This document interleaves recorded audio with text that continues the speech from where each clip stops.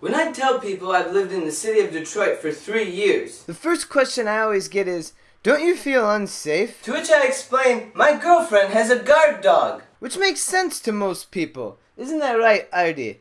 We're a pretty tough team. Collectively, we almost weigh 117 pounds.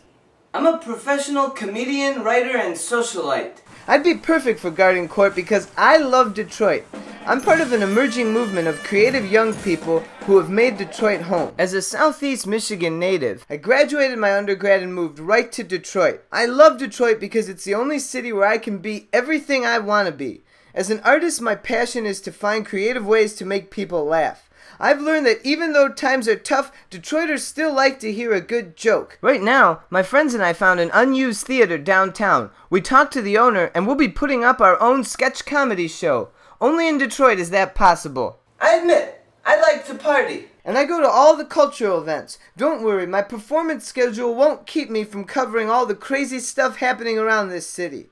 I was the first person to bring live music to the hit downtown bar DeMongo's. As one of the original patrons, one night I just sat at the piano and started to play. I don't have the best singing voice. Needless to say, they've booked many other musicians since then.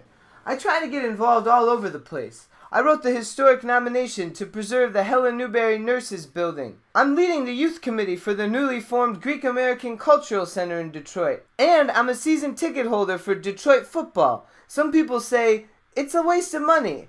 And I say, good point. I really can't argue with you there. I'm good friends with local business owners like Andy Lynn here at City Bird Boutique in Detroit. Your money's no good. Your money's no good. Thanks. Hey, is the camera off? Give me the back. Gotta pay now. I love all the big picture rebirth talk, but to me, Detroit is just a great place to live and do my thing.